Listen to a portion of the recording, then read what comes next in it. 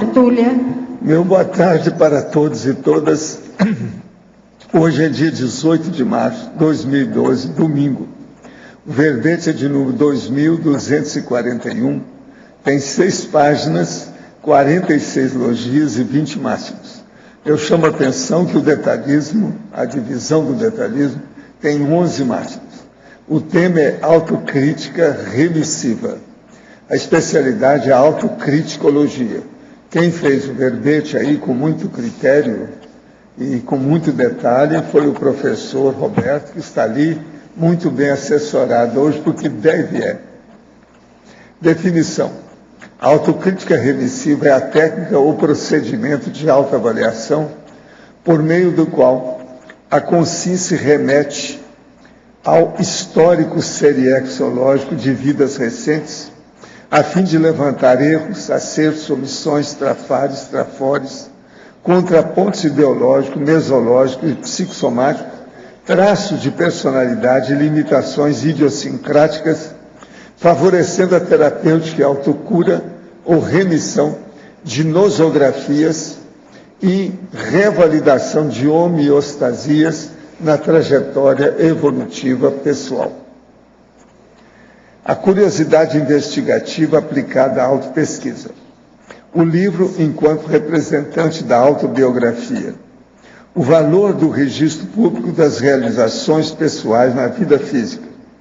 O deslindamento da composição da personalidade do pesquisador. As autocomprovações das hipóteses pessoais de pesquisa, retroalimentando a eudemonia cosmoética. Os afetos e desafetos desenvolvidos ao longo das vidas sucessivas. Os reencontros com as personalidades do passado. Agora, eu li apenas a metade só da fatologia. Agora, depois, o cotejo retrobiográfico. As multibiografias da série X pessoal. Os episódios retrocognitivos. As induções e suspeitas da forma holopensênica, as auto- e hetero-confrontações conscienciométricas, a revisão dos erros do passado, a profilaxia das automimeses, a revalidação dos acertos no decorrer da série X. Eu li aqui só um terço aqui do tópico aí sobre a parafatologia. Agora, na argumentologia, nós temos aí a seção aqui da tabela com 12 tabelas, 12 cotejos, na ordem alfabética, apropriados para distinção entre a autocrítica remissiva e a autocomplacência assediosa. Agora, esse assedioso aqui, eu não sei, é de assédio? É só de assídia, né? Então tá certo. Agora aí tem o cotejo autocrítica remissiva, autocomplacência assediosa. Então vale a pena ver, são 12 itens. Agora na taxologia tem 7 categorias de comprovações autocríticas flagrantes, úteis à remissão de nosografias no universo da pesquisa recinológica. São 7 itens. Na remissiologia de 15 itens, nós destacamos 5. Autoidentificação seriexológica, autoevocação, prospecção seriexológica, retrosenha pessoal e teleobiotipologia. Frase enfática. A autocrítica remissiva constitui procedimento inalienável aos pesquisadores e pesquisadoras interessados na autolucidez da própria história evolutiva, conscienciométrica e holobiográfica. Qual a extensão das reflexões efetivadas por você quanto à identificação das reincidências dos traços temperamentais na autocura ou remissão dos trafares e no reforço ou revalidação dos trafores? Quais evidências autocomprovadoras indicam acerto evolutivo no emprego da autocrítica remissiva? A bibliografia tem 2 fontes bibliográficas. Agora, a mega análise aí com o João Paulo, nós temos 20 itens muito bem selecionados. autoconhecimento, autoavaliação, autopesquisa, autoanálise, autoinvestigação, tendências, retrospecção, retrobiografia, metabiografia, retrocognicioteca, autocriticologia, intraconscienciologia, conscienciometrologia, seriexologia, holobiografologia, autocogniciologia, retrobiotipologia, experimentologia, autoparageneticologia e telebiotipologia. Agora, o verbete aí no dicionário é autoanaliticologia. Está seguindo os autos. Agora, ele é dentro da investigativo-lógico, o argumento. Agora, eu chamo a atenção para verem lá no fim a taxologia, que tem 10 áreas existenciais nas quais a consciência lúcida busca cotejar a própria condição interassistencial. Os detalhes disso aí vale a pena ver. São sérios. Agora, questionamento. Sou intermissivista de São Paulo, capital. Estou há 20 anos na conscienciologia. Estou presa em um soma obeso de 106 quilos há 62 anos. Estou com vergonha por ter errado por omissão no tratamento da obesidade. Há 4 meses, devido à infecção na bexiga que evoluiu para a tromboflebite, saí da fase da culpa e entrei na fase da vergonha. Essa fase é bem mais dolorosa em todo sentido do que a fase da culpa. Fiz check-up cardiológico, ginecológico, vários exames laboratoriais com resultado normal. Porém, há 4 meses, todos os remédios de pressão alta que tomei me dão reações adversas, principalmente fraqueza nas pernas e tosse. Comprei esteira ergométrica, mas devido à insuficiência vascular e trombofilia, estou com dificuldade para andar. Solicito orientação e a possibilidade de estar na sua TENET. Eu vou colocar na TENET. Agora, aqui, o que mais que o que você fala aí? Seria bom ele internar uma temporada no SPA. Eu também acho, é o que eu ia falar. É o melhor que ela pode fazer, não é isso? Fica uma temporada lá. Levar filme para ver, livro para ler, etc. Agora, para o nosso eminente verbetólogo, Enfatologia, página 10, segunda linha. Poderia explicar as metabiografias e o valor do registro público das realizações pessoais na vida física? Então, metabiografia é tudo aquilo que ficou de efeito após uma determinada vida.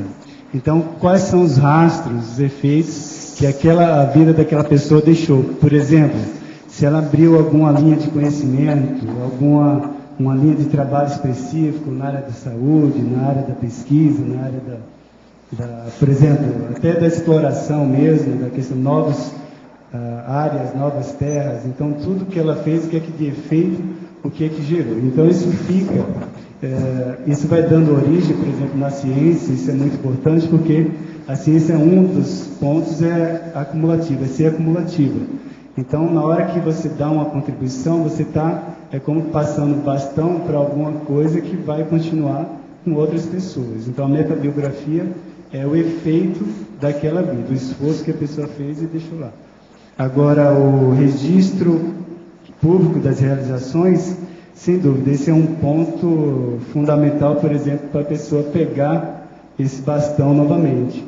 Então, se a pessoa for muito boa e não deixou nada escrito, registrado de alguma forma, então não é só, claro, eu coloquei o livro como principal, mas não só as obras, as realizações, então deixar uma marca registrada. Então isso não quer dizer que a pessoa tenha que fazer tudo para aparecer, não é isso.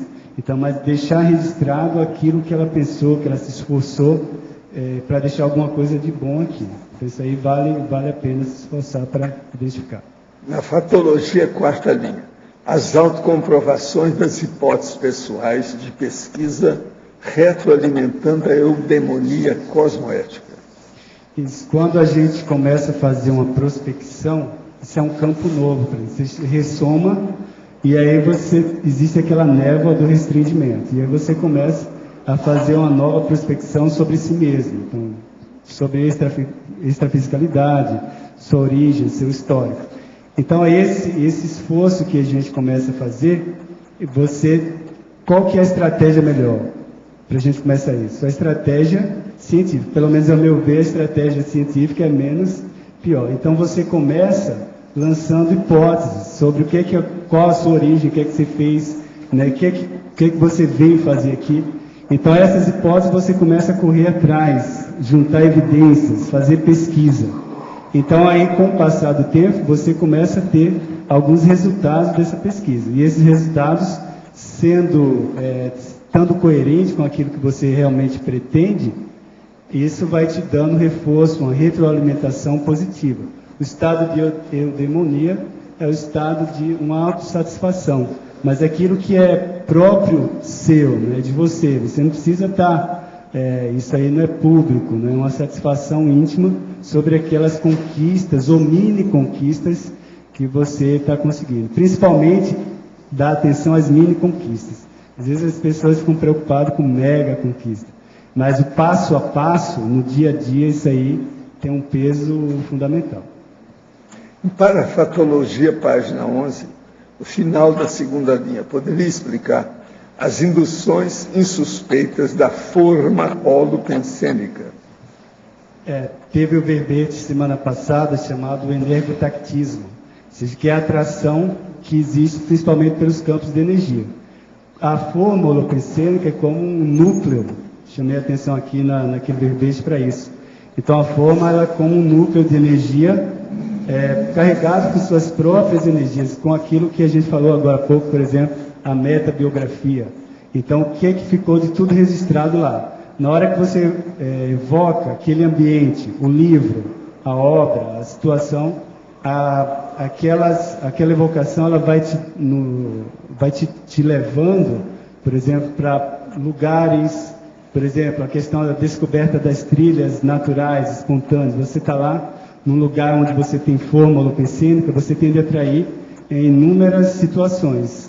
Trilha, pessoas, livros, situações. Então, esse poder atrator, nem sempre você consegue captar tudo. Às vezes, depois que passa a situação, é que você para refletir, aí, puxa, mesmo, eu estava sendo quase que levado para aquele lugar. Aquelas pessoas chegaram quase que exatamente encaminhadas. Então, essas coincidências que vão ocorrendo junto com as sincronicidades. A parafatologia, quarta linha. A paraprosopografia. A paraprosopografia é o perfil holobiográfico, tem logo aí na sequência um perfil mais integral, mais completo sobre a consciência. Então isso aí é vamos dizer, um objetivo. Teve um verbete aqui, acho que foi o Everaldo, não sei se o Everaldo está aí. O Everaldo falou do binômio autoconscienciometrologia e autopesquisa. Então, nesse verbete, ele comentou também sobre isso. Levantar o perfil mais completo possível nosso. Isso aí é uma das questões prioritárias que eu vejo, concordo, que a gente deve estar atento a isso, investir nisso.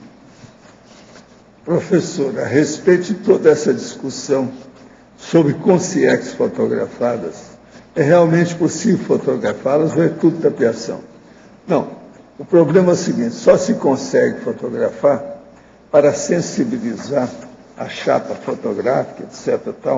E aquilo aparecer, quando tem muita ectoplasmia. E isso é raro. De modo que você considera o seguinte, 5% tem sua razão, 95% tem tapeação. Isso mais ou menos é a regra. Agora, gente, eu queria mostrar aqui para vocês, eu recebi aqui um convite sobre o Hércules Galop, que vão apresentar aí uma mostra fotográfica, a trajetória do empreendedor evolutivo. É do dia 14 de abril, sábado, 15 horas, aí aqui na holoteca do CAEC.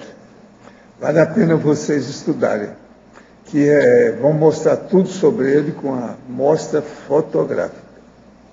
Vale a pena ver. O Hércules que tem ajudado muita gente aqui Vale a pena examinar isso. Eu vou repetir. É dia 14 de abril, sábado, às 15 horas, depois da tertúlia aqui. Vale a pena pensar nisso aí. Você já guarda lá um espaço. Tem a ver com o tema. Para ver essa mostra fotográfica. Metabiografia, a gente acabou de falar aí da metabiografia. Tem relação, né? Agora, ó, outra aqui, uma chamada de trabalhos para o primeiro simpósio de parapedagogia. Vai ser de 12 a 14 de outubro. Olha, é outubro. Pensa bem, tem uns 8 meses, 7 meses pelo menos até lá. 12 a 14 de outubro. Agora, as temáticas do evento. Assistência através da TARES, autodidaxia docente, autorreflexão docente, autopesquisa docente, disciplinas do curso intermissivo relativa à qualificação docente, docência verbetográfica, paradidaticologia, técnicas parapedagógicas. Tem uma série dessas, eu li algumas. Agora, a coisa mais séria. O envio de trabalho deve ser até o dia 15 de maio. Nós estamos em março. Tem 2 meses aí para chegar até lá. Quem quiser participar, é só ver com calma e mandar os trabalhos, tá certo? Vale a pena. Eu quero chamar a atenção aí para aqueles, principalmente os teletertulianos, aqueles que não conhecem aqui, eu quero dizer o seguinte: participar do campus aqui do CEEC é o mesmo que entrar na universidade convencional. Trabalho, pesquisa, estudo, aula, serviço, curso, professores, debate e outra coisa. Às vezes nós somos até melhor do que certas universidades que eu conheço. Aqui tem mais material, tem mais infraestrutura, tem mais gente competente, pelo número de professores que nós temos e tudo mais. Eu quero lembrar, porque o povo de vez em quando me pergunta como é que é isso. Então é bom a gente participar do campus CAEC, é o mesmo que entrar na universidade convencional. Em alguns casos, é até melhor. Não estou puxando nenhuma brasa para a sardinha. Quem não admitir, vem aqui que nós vamos dar um banho de loja para a pessoa ver como é que é. A verdade é essa. Nós agora já podemos expor essa realidade com tudo que a gente tem. Nós já temos mais de 50 autores do Holociclo aqui. O que vocês querem? Temos 132 verbetógrafos. O que há? Que universidade que tem isso aí? Tem umas que não tem. Outra coisa, e as pontuações lá do Holociclo? Nós já estamos chegando a mais de 800 artefatos de saber. Temos mais de 80 mil obras selecionadas na Euroteca. Como é que é? Hein? Só de pessoas que vieram para cá, que estão trabalhando conosco, que são voluntários, são 654 hoje. Dicionário tem 6 mil, sendo que tem 10% disso é tudo joia, é tudo beleza. O que mais tem? Trinks, em cima dos trinks. O que mais tem? Joia, beleza, em cima dos trinks. Pérola, pérola negra, raridade, singularidade, é um monte. Vale a pena ver. De modo que, vamos pensar, eu estou dando uma geral hoje para o povo entender. De vez em quando as perguntas como é que estão, né? Agora, gente, pode falar. Roberto, página 11, aqui na parafatologia, na 5ª e 6ª linhas de baixo para cima, você coloca a trajetória sirexológica linear e a errática. Quais são os fatores nas suas pesquisas que você observou que a consciência às vezes vai de uma para outra? O que interfere mais nesse processo e como é que você entende isso? O que eu vi assim que pode pegar, em geral, é o que pega, por exemplo, às vezes você tem o referencial daqui mesmo, questão de sexo, poder, e, por exemplo, a questão mesmo do porão em relação a, vamos dizer, a entrada num ambiente de, vamos dizer, não é luxúria, mas assim, de proveito das situações, entrar na questão de festa, ostentações, de modo geral. Ostentação. Então, tudo isso tende a levar a pessoa para um caminho errático, né? Isso que eu coloquei aí. Agora, tem também as circunstâncias, né? As companhias. Então, eu até frisei aqui, por exemplo, a questão do voluntariado, como que isso ajuda.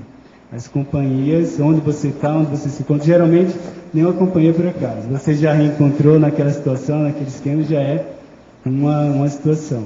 Já não é já tem uma tendência para aquilo. Mas, o fato de ter recorrência, isso já mostra que a pessoa não trabalhou direito aqueles aspectos. Então, aí pode pegar mesmo. Às vezes, tem a questão da ingenuidade, né? A pessoa está naquele grupo, né? naquele zeitgeist, então acaba entrando na onda e isso aí desvia. Isso acontece até hoje, como é fácil, né? A questão dos grupos e da influência na pessoa especificamente. Então aí puxa uma questão de porão e a pessoa tende a entrar, enveredar, e aí vai se sentindo bem com aquelas companhias e aí acaba se desviando. Ok, ainda aqui na página 11, na tecnologia, quarta linha, talvez você já tenha até comentado, a técnica da extra-análise metabiográfica seria o que? Você estudar uma outra personalidade, biografia? O que é que você... O extra é porque, primeira coisa, você começa a estudar lá a personalidade consecutiva. Então você dá ênfase à biografia, tudo que ela fez lá, as características, como é que ela se relacionava, então todas as realizações naquela vida. Então, toda a trajetória dela. Aí a extra-análise, quer dizer, além disso, aí vem o extra, é saber o que é que ficou de efeito daquela vida. Então, aqui é a metabiografia. Então, aí você começa a ver o que tem de coerência com aquilo que a pessoa fez e realmente que continuou. E aí você pode ver o que é que, por exemplo, fizeram má interpretações, distorções, proveito de situações, às vezes do nome, das circunstâncias, das influências. Então tem tudo isso. A metabiografia é um campo vasto ainda. Eu coloquei assim, eu comecei a estudar um pouco isso, mas tem muita... A prioridade ainda é a biografia, mas é algo que também tem muita estudo para a gente aprofundar. E é isso aí que daria subsídio para a técnica da releitura autobiográfica, que você comenta antes, aí na primeira linha da tecnologia? A releitura autobiográfica, você usa tudo isso. Acho que tem um artigo que saiu lá no Vertonologia, que eu falei mais detalhadamente isso. Mas aí lá você vai usar tudo. Vai pegar livro, vai ver metabiografia, vai tudo que tiver disponível, porque o interesse é aquele chegar naquele perfil mais completo da personalidade. Né? E, claro, os efeitos que tiveram aquela vida ou aquelas vidas vai repercutir hoje. Né? Entendi. Então, isso aí, de fato, vai ter alguma repercussão. Mas aí ajuda a entender algumas circunstâncias que você reencaixa, que você reincide naquilo, grupo, atividades, pessoas, contatos. Entendi. E tem alguma área, alguma variável que você usa para confirmar, como se ela tivesse um peso maior para você achar que uma determinada personalidade foi outra? Entende? Por exemplo, a profissão, alguma coisa mais específica do temperamento, você tem algum delineamento sobre isso? Para confirmar uma personalidade consecutiva, que uma foi a outra. É aquilo que eu acabei de falar, assim, o perfil mais completo vai te dando uma confirmação gradativa. Eu no início esperava, não, vai chegar uma hora que vai ter aquela confirmação. Revelação. Mas isso sempre foi assim, passo a passo, sempre foi acumulando dados. Então aí você vai ver dados de comportamento, dados de posicionamento, até alguns detalhes, por exemplo, de expressão mesmo. Por exemplo, você vai ver, tem relatos da personalidade, como é que você era, como é que você é com os amigos, no círculo social. Que tipo de posicionamento? A postura mais espontânea, como é que você é? Sim. Aí você vai ver lá e confronta, poxa, mas como é que pode um detalhe desse ser exatamente, ou idêntico, ou repetido? Legal. Aí você vai acumulando. Isso do ponto de vista mais concreto, assim. E tem, claro, a questão dos flashes retrocognitivos, questão de forma, você confirmar, por exemplo, você juntar evidências fortes de forma holopensênica no mesmo lugar, na mesma situação que a pessoa viveu, tudo. Então, você tem que acumular dados o máximo possível, é assim que eu tenho procurado fazer. Junta tudo, parapsiquismo, evidência, livro, traço de temperamento, tudo. E para fechar, você já fez viagens para outros países com esse objetivo de pesquisar. que você daria de dica para a pessoa que está se preparando para viajar e fazer alguma pesquisa similar? Procura, primeira coisa, assim, adiantar o máximo possível esse perfil aí, da personalidade. As circunstâncias que ela viveu, local, casa, por exemplo, uma coisa que me chamou a atenção já no caminho, no início da viagem, a questão da infância. Onde é que foi a infância? Até agora eu ainda não sei, uma vez no Intertúlio aqui, o professor Valdo chamou a atenção para isso também. Questão de infância. Ver lá onde é que foi a infância daquela personalidade. Os primeiros contatos, contato com pai, mãe, como é que era aquele círculo inicial. Aquilo eu não tinha dado muita atenção para esse na hora, chamou muita atenção até hoje, ainda chama um pouco. Outra coisa, fazer, você conciliar, por exemplo, a viagem, vamos dizer, o turismo normal, assim, a questão de conhecer o local, ficar à vontade no local, não ir direto, por exemplo, no ponto. Você sabe lá onde é que foi a casa do fulano. Aí, agora eu vou, já vai direto lá. Chega, deixa assentar tudo, fica à vontade, vai rondando e aí, não rondando a casa, né? Depois você faz isso também. Depois pior que você faz isso também, né?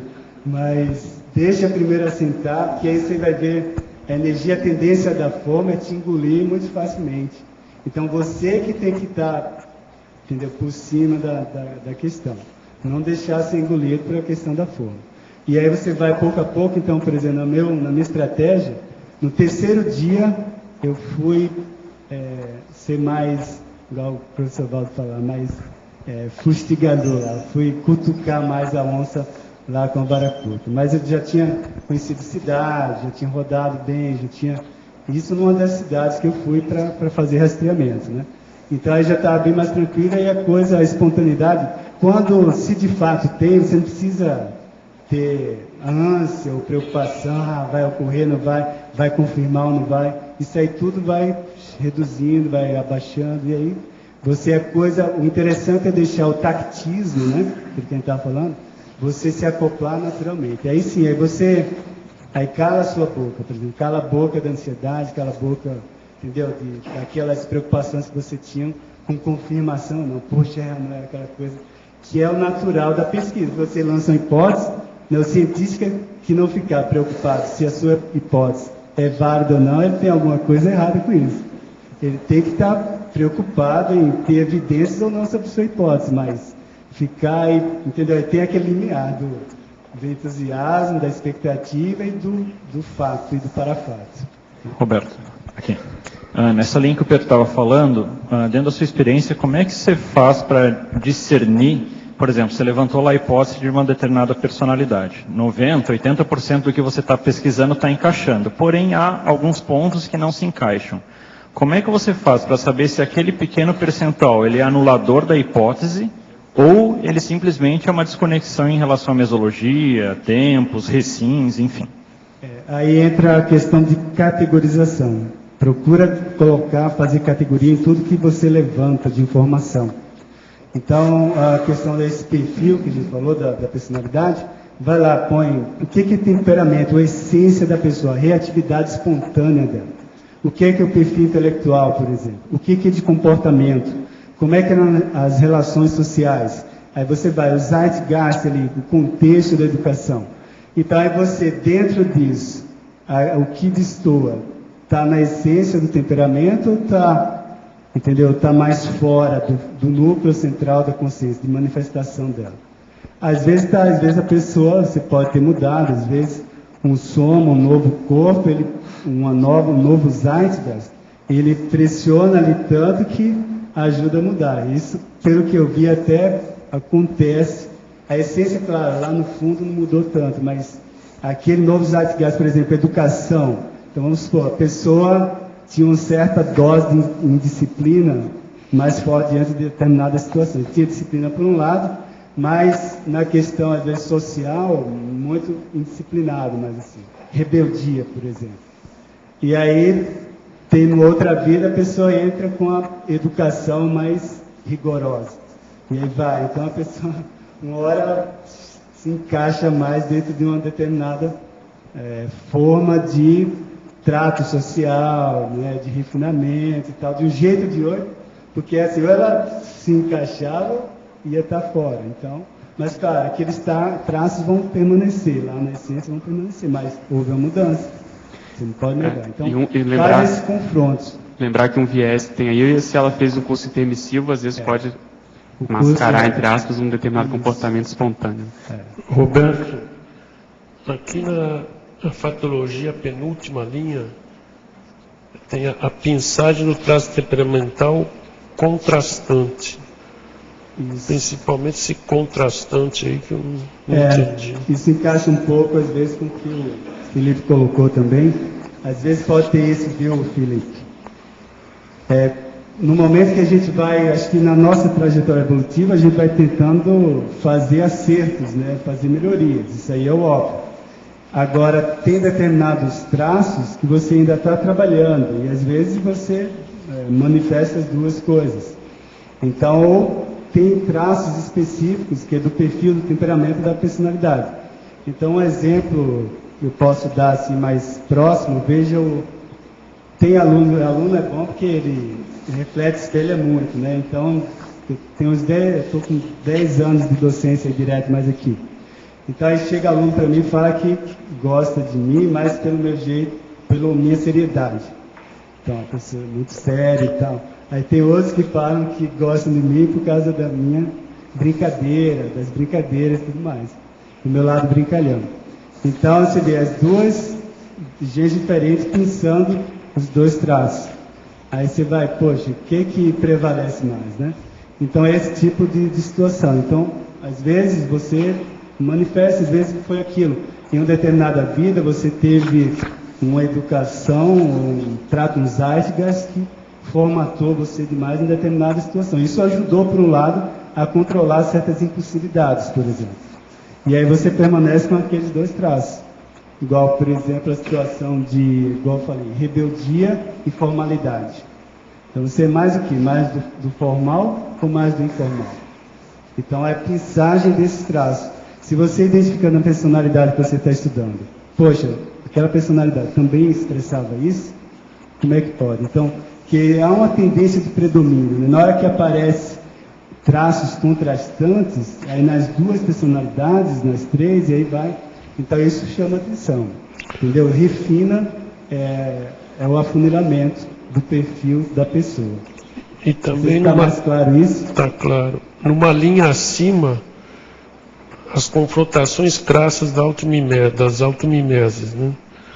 Essas confrontações, o que seriam também? Porque mais ou menos igual o contraste aí, mas... Não, quando você realmente se vê, você faz aquela autoacariação, acho que em algum momento eu coloquei, você se flagra repetindo aquele comportamento.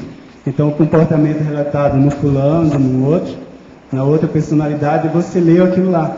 Aí de repente você se pega, se flagra, fazendo aquele mesmo comportamento, aquela mesma exposição, às vezes mesmo trato, mesma etologia da situação. Então isso aí, que essa confrontação, quando repete uma, duas, três, vários traços, aí você é obrigado a aceitar como uma similaridade evidente, né? Agora, última coisa, você tinha falado já, parece que 2 vezes da metobiografia. Eu ainda não, desculpa a minha, eu ainda não entendi o que é uma metabiografia. Por exemplo, a pessoa, ela escreveu assuntos relacionados, por exemplo, à área de saúde. Ela pesquisou, dedicou uma vida ligada à área da saúde. Ela publicou determinados dados, informações sobre a fisiologia, o início, como é que ocorre o desenvolvimento interno humano, por exemplo. Então ela publicou isso, tá? Aí essa pesquisa inicial não foi muito valorizada. Depois, né, com a dessoma dela, outros pesquisadores pegam aqueles dados e começam a desenvolver novas teorias daquela ideia inicial, o embrião da ideia que ele publicou, serviu para amadurecer e trazer um avanço, por exemplo, na área da medicina. Então, olha só, a metabiografia aí, ou seja, o que ele deixou e aquilo que desenvolveu traz efeitos muito positivos. Então, isso vai pesar Isso também vai ter um peso lá na holobiografia ou na história da pessoa, vai ter outro peso. Agora, a mesma coisa pode ter do lado negativo. Então, por exemplo, na Alemanha, muito fácil acontecer isso em relação lá ao nazismo. O nazismo aproveitou-se de ideias positivas, tanto da seleção natural, ideias de evolução, desenvolvimento, o arianismo, a eugenia, se aproveitou de ideias positivas, né, para realização de discriminação e questões negativas. Isso aí, eles pesquisaram o nazismo, não foi assim, tão ignorantão, não. Era ignorantão no sentido das execuções, assim, mas foi tudo muito premeditado. O Nietzsche, né, também. Então, várias personalidades entraram. Aí a pessoa vai ficar com culpa no cartório porque distorcerem isso? Não, mas faz parte da metabiografia dela. O Nietzsche, eu estou sabendo, eles deturparam a ideia do Nietzsche, né? Isso que você quer dizer. Porque o super-homem do Nietzsche é uma outra coisa, não tem nada a ver com esse super-homem nazista. Eles se aproveitaram de tudo. Obrigado. Roberto, dois aspectos, tudo bem? Dois aspectos que eu considero importantes dentro dessa pesquisa, a questão da epistolografia. Epistolografia é essencial. Se você não lê a correspondência das pessoas, caso ela exista, você conhece muito pouco dela, porque você vai ouvir o que os outros vão dizer. O que os outros vão dizer é uma realidade, o que ela ou ele vai dizer é uma outra realidade. Então, a epistolografia eu considero um dado bem sério, bem crítico. E eu vejo também que do momento que a pessoa tem a desconfiança de tal ou qual personalidade, a primeira coisa que ela precisa fazer, na minha percepção, é ela se matricular no curso daquela língua. Porque, do contrário, ela vai perder um percentual imenso de informações, porque se ela põe o tradutor no meio, ela já houve uma distorção ali. Há uma distorção a uma pessoa a mais, para ser desassediada, para ser trabalhada, para dar fidedignidade. Então, vejo que o ideal é diretamente da fonte ao consumidor, né?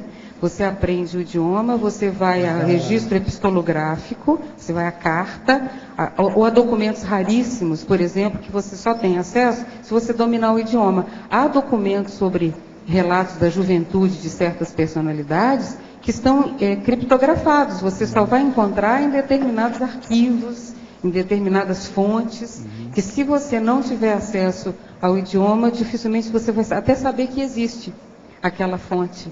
Então, é importantíssimo na pesquisa historiográfica, e holobiográfica, e egobiográfica, no caso, egobiográfica, a pessoa ter acesso direto às fontes, sem interferências. Tem muita informação espontânea nessas situações, né? Então, principalmente das pessoas, os parentes, os mais chegados, as cartas, os afins da família. Então, isso aí tem uma exposição mais sincera, mais verídica da personalidade. Sinceridade. E o outro fator é aqueles bregue que a pessoa leva, principalmente acho que no intermissivo, acho que o Pedro chegou a falar nisso, mas que muda certos aspectos do temperamento. A pessoa toma ojeriza determinadas posturas que eram do temperamento, mas que trouxeram um prejuízo grande, e aqui na outra vida aquilo não vai aparecer. Às vezes até num gosto, num interesse que a pessoa tinha, que toma a versão oposta. Faz a profilaxia mais radical.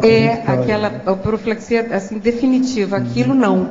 Corta de vez. Então parece um traço contraditório, mas na verdade não é. É o oposto sadio daquele erro que era cometido anteriormente por causa daquela preferência, né?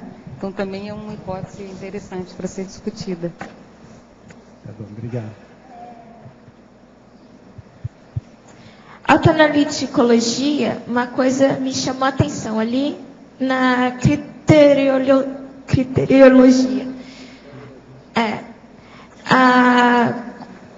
A consim intermissivista ignorar a autopesquisa, porque eu sempre, assim, foi muito autocrítica, procurei pesquisar. E eu achei muito estranho o intermissivista ele ignorar isso. Mas as coisas acontecem, né? Ninguém evolui de uma hora para outra. Tem gente de todo nível. Você está entendendo? Tem que aprender as coisas, não tem jeito, né? É a saída. Como é que faz? Mas o que leva, assim, a consciência intermissivista a ignorar a autopesquisa? Primeira coisa, porque a pessoa não devia estar habituada com isso antes de fazer o curso intermissivo. Ela ainda não entrou dentro do processo. É muito artista que tem na humanidade. Pensa nisso, os artistas. E artista, você sabe, é psicossoma. É difícil. Mas seria então medo? Não, é inexperiência mesmo, falta de prioridade, falta de maturidade. Essas coisas têm. E outra coisa séria também é a influência do meio ambiente, quer dizer, do ambiente, da mesologia, do holopensene, a influência mesológica da família, um milhão de coisas. Isso às vezes inibe a pessoa. Pesquisar é uma coisa muito boa, mas a pessoa tem que ter noção do que é isso. Por quê? Ela vai procurar ciscar alguma coisa na vida, vai mexer com a vida que existe. Isso mexe com as pessoas, mexe com as coisas, mexe com os ambientes, mexe com os objetos. Bom, que a gente tem que entender. Entendi. Agora, por exemplo, se você tem tendência para pesquisar, para estudar, você não entende uma coisa dessa com as outras pessoas, mas você tem que entender. Não entendi mesmo. Os outros não são iguais a você. Está entendendo como é que é? Agora, o percentual de pessoas dedicadas a um processo racional de investigação, de pesquisa, é menor do que aqueles que vivem a vida do jeito que a vida mostrou a eles. É porque, assim, eu tenho lembranças desde pequena que eu era muito autocrítica, entendeu? Eu sempre me perguntava o que eu queria fazer, o que eu queria para o futuro, quem eu era. Aqui, ó, você não deve ser igual aquelas meninas, que a única pergunta que eles fazem é a seguinte: qual a cor que você gosta? Não é assim? Quer dizer, você queria coisa além da cor que você gosta, você queria outras coisas. Então isso não é todo mundo que é desse jeito, você tem que entender o povo. E outra coisa, não pode ficar por cima da turma, tem que ficar igual, não pode ficar, você está entendendo? Em cima do processo, colocar uma condição acima, vamos dizer no caso, monárquica, aristocrática, você está entendendo? Suntuosa. Isso é muito importante a gente pensar. Colocar o povo no mesmo meio da gente. Isso aqui é o ideal, democraticamente. E é muito bom a gente fazer isso, você aprende muita coisa com os outros. Né? O melhor processo de pesquisa que tem é pesquisar a consciência. Eu te digo que eu sou especialista no assunto. Agora, ó, a melhor consciência que tem de você pesquisar é você. Você mesmo. Roberto. Então vamos pensar nisso, isso tudo é importante. Roberto, aqui no B, por favor. Página 13, lá em Exemplologia, achei bem interessante que você escreve na autocrítica remissiva avançada. Você pode explicar essa questão do Megatrafor, das retrovidas, se tornando Mater Pensene atual? Pode aprofundar isso?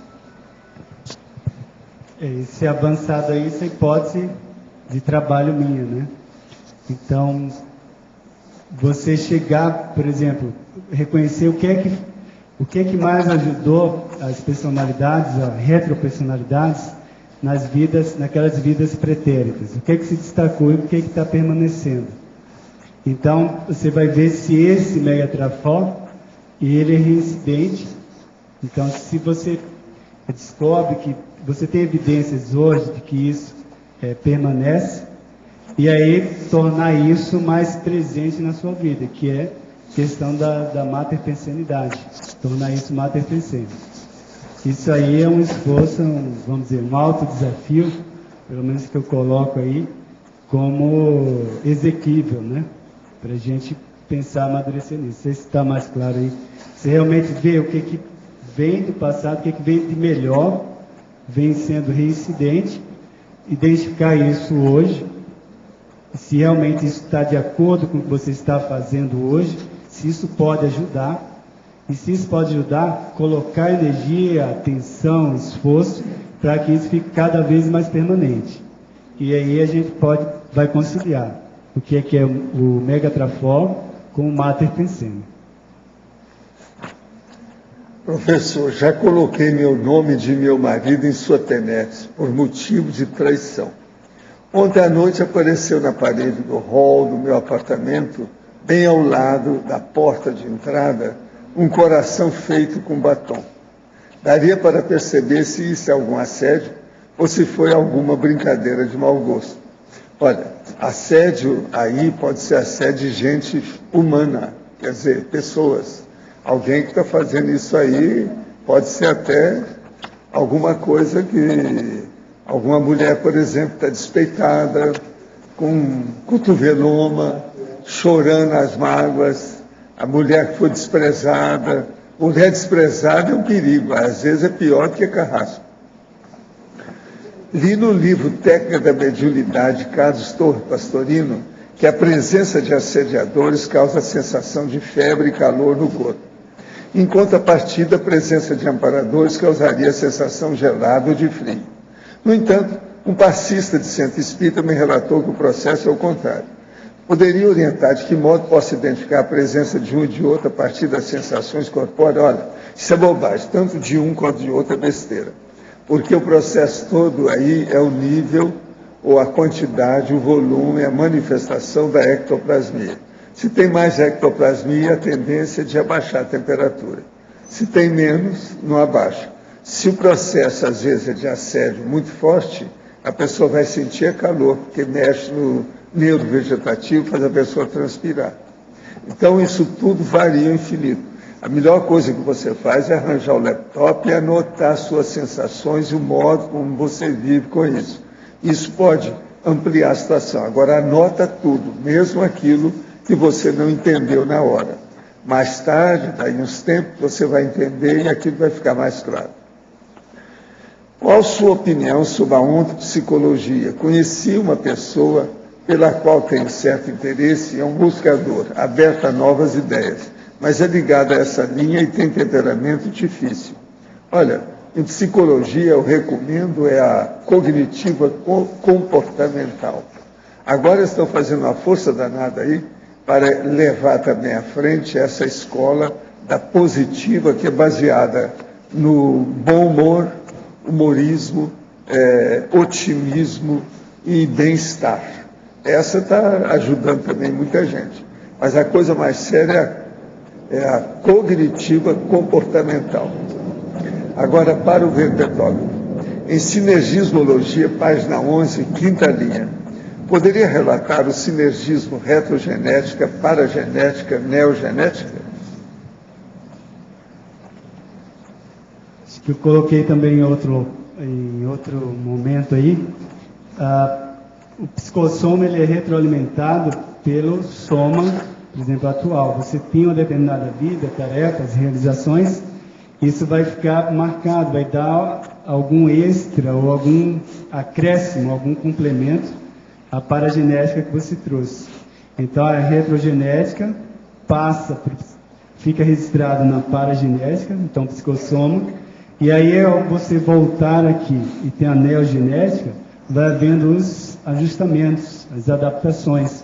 Então, aquelas conquistas que você teve recentemente, e aí o novo zeitgeist, o novo ambiente, a nova circunstância, a nova tarefa.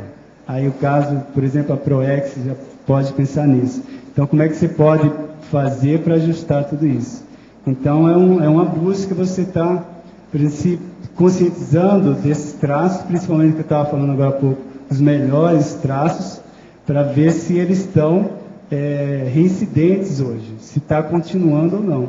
Procurar trazer ou extrair o filtro, né, essa filtragem do melhor possível para as realizações agora, né, hoje e agora. Em Principiologia, página 11, quarta linha. Poderia abordar o princípio da sincronicidade interligando passado, presente e futuro? Então, quando se trata, por exemplo, principalmente em ambientes de forma holopensênica, essa questão de temporalidade, ela quebra logo de imediato, porque você está lá presente. E os fenômenos parapsíquicos que ocorrem mostram uma realidade totalmente atemporal. Você junta lá o passado, o presente ali, e você pode também ter precognições, tudo praticamente ao mesmo tempo. Então a memória sua fica muito, vamos dizer, exacerbada ali. Então junta dejaísmo, lembrança, e você está vendo ali, você está presente, você está vivo ali, e ainda tem, por exemplo, precognição. Então isso aí tudo junta, tende a se juntar. Em tecnologia, página 11, terceira linha, poderia comentar a técnica da avaliação retrobiográfica? A avaliação retrobiográfica, por exemplo, essa aí é das mais básicas, assim, que eu também utilizei, é para você levantar todas as personalidades suspeitas que você tem, e aí você estudar essas retrobiografias, ou seja, o que é que elas fizeram no passado. Então você começa a fazer esse levantamento, né, para ver e começar a fazer o cotejo, a comparação com a sua personalidade atual. Agora, antes de passar para a retrobiografia, é importante você ter um levantamento, uma listagem de hoje, de agora. Então, o que é que você expressa hoje?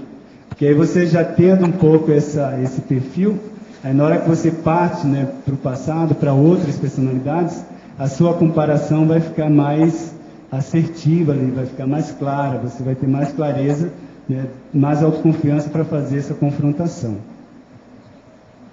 Roberto, quando a gente for fazer assim, vamos supor, uma conscienciometria de uma personalidade que a gente suspeita que pode ter sido, que nós podemos ter sido essa personalidade. Isso.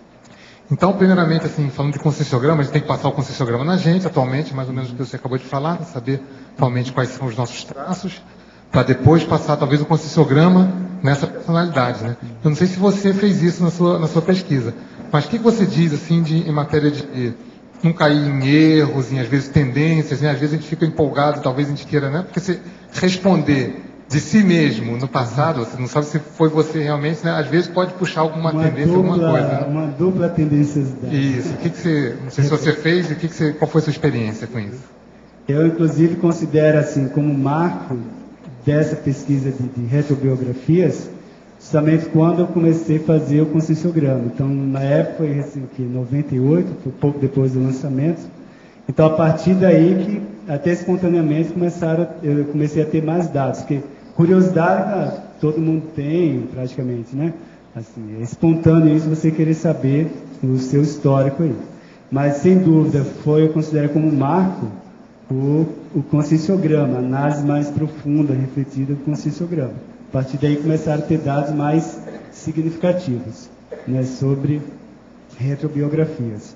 Agora, então, é você com base nessa conscienciometria mais apurada, mais definida, você aí passe para os demais.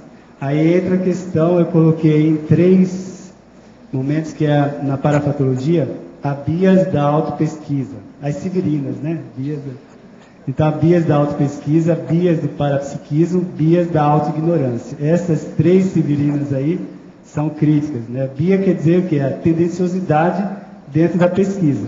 Então, esse daí você vai falar, 100% de isenção, difícil. Até porque você tem que se misturar ali. Mas, na hora que você tem o número de cotejos, de comparação, aumenta, assim, você consegue aumentar isso, de confrontação, e essas confrontações têm um nível de similaridade alto. Então, a maioria das comparações, nível de similaridade alto, então aí você começa a reconhecer. Então, porque assim, a questão da empolgação, do entusiasmo, não adianta você querer forçar a barra de querer ser fulano, igual o pessoal fala aí, a maioria, se você perguntar, Cleópatra e Júlio César, Napoleão, são os ganhadores, né? Então, o povo quer o top da fama, relacionado à fama. Então, mas isso aí vai diminuindo porque você é obrigado a confrontar com realidade, assim, a maneira, na hora que você assimila situações do passado lá, por exemplo, trafares, o reconhecimento de desafetos, aquilo tudo vem à tona. Na hora que é mais realístico, é verídico, aqui você assimila tudo e você passa até, assim, você passa horas, você passa até dias trabalhando com aquilo, assim, trabalhando mentalmente, energeticamente, de todas as formas, para você assentar aquilo, deixar aquela evocação mais bem resolvida. Então isso aí, vamos dizer, é mais acachapante, muito mais forte do que ficar tentando forçar a barra disso, daquilo, para ter aquele relaxamento da autocomprovação, aquela autossatisfação. Não adianta você forçar a barra, você tem que ver exatamente sim, essas confrontações causam repercussões, quantas vezes causou, em que sentido, positivas, negativas, tudo. Aí com o passar do tempo tem essa questão do tempo, né? A repetição, o acúmulo de dados, aí isso vai, como eu falei inicialmente, Pedro, vai calando a sua própria boca. Assim. Não adianta você querer ir contra, ser a favor ou contra. Tá, não sei se... Eu acho que também no decorrer da pesquisa, não sei se aconteceu isso, você, talvez com algum tipo de pergunta, algum tipo de questionamento do conscienciograma, você fala, isso eu não tinha pesquisado, vou começar a ver aquele dado que eu não tinha visto isso antes. Tem um monte de coisa. Inclusive, acho que eu pus por alto aí, por exemplo, o paradoxo, você vê lá a paradoxologia, o fato de você reconhecer traços a partir do passado lá, daquela personalidade. Você não tinha reconhecido exatamente, especificamente você. Estava meio que adormecido lá. Então, isso acontece. Pode expandir e exemplificar a mitologia, página 12, o mito das retrocognições relampagueantes, provocando hiperlucidez holobiográfica, e também o mito da autocura instantânea pela retrocognição. Esses dois mitos aí tem dois aspectos, né? Que eu falei inicialmente, a pesquisa, o entusiasmo da pesquisa, e mesmo a gente alimenta isso da retrocognição trazer uma lucidez maior. Realmente traz. Agora, isso é gradativo. Então, não adianta alimentar a expectativa que a lucidez ela vai vir 100% instantaneamente daquele jeito. Outro ponto que me levou a colocar essa questão do mito, é só você estuda os livros de reencarnação, tudo que envolve reencarnação, a seriexologia, você vai ver a terapia de vidas passadas também. Então, não estou falando tudo, mas tem muitos exemplos que mostram esse carregamento. O carregamento da expectativa de que a pessoa teve a retrocognição ali e curou. Então, pela minha própria experiência, o pouco que eu tive, as coisas vão acontecendo mais gradativamente do que relampagueantemente, mas falando assim. Então, isso é mais um processo gradativo, né, do que imediato. O Código Pessoal de Cosmoética é o mesmo que o Código Pessoal de Conduta? Como devemos usar o CPC para realizar a autocrítica remissiva? Olha, o Código Pessoal de Cosmoética, o CPC, é um processo mais íntimo que a pessoa vê e que se estende além daquilo que o povo vê na conduta da pessoa. É um problema mais íntimo, às vezes até multidimensional, sério. Agora, o Código Pessoal de Conduta é uma coisa da etologia, é o do comportamento da pessoa, a conduta, a postura, o modo dela agir no processo da sociedade. Agora, para a gente fazer o CPC com autocrítica remissiva, é ver tudo que a pessoa tem, os trafores, os trafares e os trafais, aquilo que falta. E a pessoa colocar, então, alíneas, cláusulas, artigos nesse código, que ela possa suprir a falta daqueles trafores que ela não tem. Isso é que é o ideal. Agora, professor Roberto, pode expandir em taxologia, página 14, item 6, traforológica, o flagrante da reatividade instintiva, do egoísmo infantil, das autodefesas biográficas.